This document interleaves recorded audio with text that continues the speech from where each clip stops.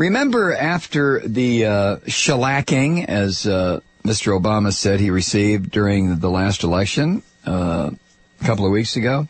And remember what he said? He was going to invite the leadership, the new shifting around leadership. That would be John Boehner, the Orange Man, Eric Cantor, whose first allegiance is to Israel and who is bound and determined to undermine the United States, Nancy Pelosi, who has been elected House Minority Leader, and Harry Reid, who will be Senate Minority Leader. He's going to invite those four, and maybe a couple more from both parties, to come into the White House and have a bipartisan summit.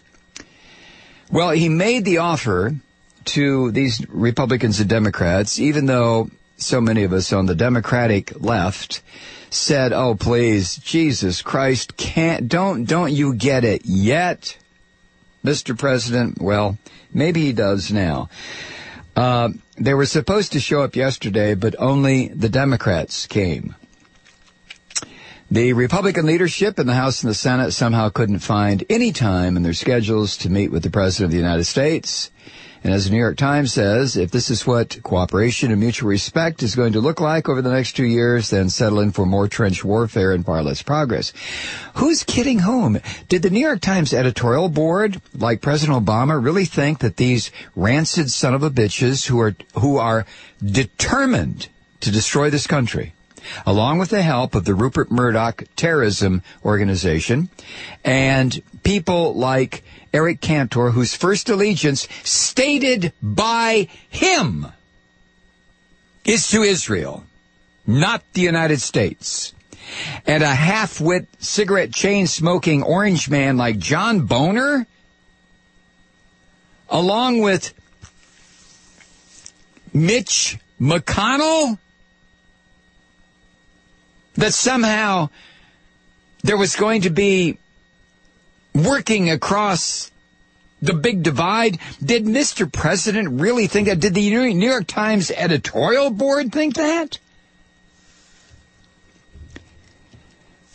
As the board said, it's been more than 2 weeks since Obama issued a post-election invitation for congressional leaders to join him for dinner on November 18th, last night, to discuss, quote, how he can move the American people's agenda forward, end quote. Republicans left him hanging, refusing to come to a date, even as the office of Mitch McConnell, the Senate Republican leader, said he was encouraged that the president wanted to discuss areas of agreement. Oh, yeah, we think that's great. More on this when we come back. I would just suggest, Mr. President, one of the classic signs of severe mental illness is doing the same thing over and over, and each time expecting a different result. You're aware of that, right? So, again, referencing New York Times editorial about, with all disrespect, Mr. President, that was the title of it. I saw it this morning, and I just thought, how much longer? I just wonder, can Obama hear them yet? I mean, how much longer is he invites them to dinner. And these son of a bitchin' rat bastards, they tell the President of the United States, sorry, we're too busy. Yesterday, or on Wednesday, actually, the Republicans, after getting the invitation, the Republicans led by Mitch McConnell said they didn't have the time. They had discovered there was so much to do, new members to welcome, and lots of other unspecified details. Besides, they said the president should have asked for a mutually agreeable date instead of just inviting them. Did you get that? Okay. So the meeting was pushed back until maybe, perhaps, we'll see. We'll let you know, Mr. President, November 30th. As the Republicans know, that means less time to work out important compromises in the remaining lame duck session on crucial issues like taxes, the nuclear arms treaty with Russia, extending unemployment insurance. These Republicans are crazy like foxes, aren't they? The Times goes on, so far, in fact, there has been zero interest in actual compromise on any of these issues. Despite extended hands from the White House, on Thursday, House Republicans blocked a bill that would extend long-term unemployment insurance past the holidays. Mr. President, don't you get it yet? You need to have listened to Mike's suggestion. That would be mine. I sometimes talk about myself in the third person, just like presidents of the United States do. You need to have listened to Mike's program a couple of weeks ago, immediately after the election, and, get out of your suit, get out of your tie, get out of your white shirt, and scruff it up a little bit, stop shaving every day and having your hair all nice and trimmed and everything. And put on a pair of hard-toed boots and some ragged blue jeans and a sweatshirt, and strap a gun on your waist and maybe those, what are they, bandoleros across your chest, the bullet belts, and come out smoking and say, just put a cigarette in your mouth. We know you still smoke, and you're probably going to smoke until, I don't know, maybe another 10 or 15 years until you finally get over it. You're damn sure not going to quit now. Not with these cockroaches jumping all over the place. But come out, cigarette, gun, bandoleros, blue jeans, scruffed up face, and say, all right, you MFers, I'll tell you what it's going to be. I'm going to be here one term. No more dinner invitations. No more reaching across the aisle. You pig bastards can kiss my black butt. Oh, and then could you hear Glenn Beck? Oh, the president's a racist. Oh! And the Rupert Murdoch terrorist organization would flood the airwaves with, But do it, Mr. President, just one time.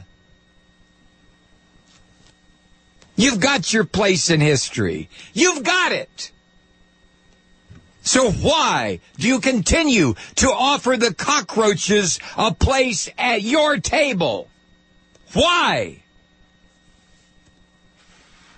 Mr. Obama, here in Georgia, you know what we do to cockroaches? We don't invite them to the table. We step on the sons of bitches. We spray them. We poison them. In other words, Mr. President, we kill them. What's next, Mr. Obama?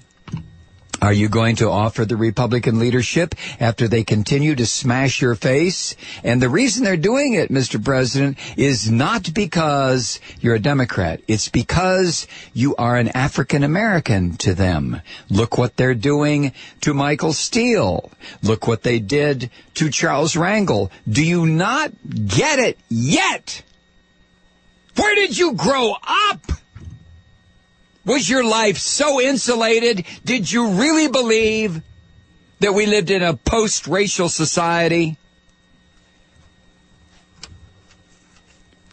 Mr. President, please cut the crap.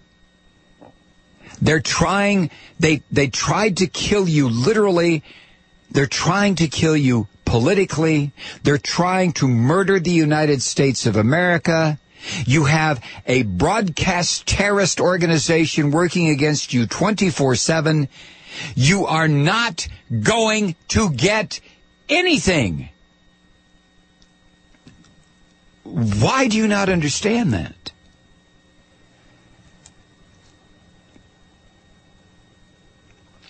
Beyond the practical implications of this rudeness, the Times says, there's an increasingly obvious lack of respect for the president and the presidency, with Republicans interpreting their electoral victory as a mandate to act with hubris. Steny Hoyle, the outgoing House Majority Leader, noted yesterday that he couldn't remember a single instance when Democrats did not change their schedule to accommodate a request to meet with President George W. Bush. Mr. McConnell has already made it clear that defeating Mr. Obama is more important than negotiating on legislation. Mr. President, would you consider coming with me and a few other progressives on a cruise on February 7th, 6th, 5th, somewhere around in there, the 5th, and we will explain to you. Almost all of us who are going to be talking on this cruise are white folk. We're white. We're Caucasian. And we want to tell you what you're up against. No? Too busy? I understand. This hour was brought to you by Paula from Bayonne, New Jersey, and everybody at the Democratic Underground Malloy Truth Seeker Thread.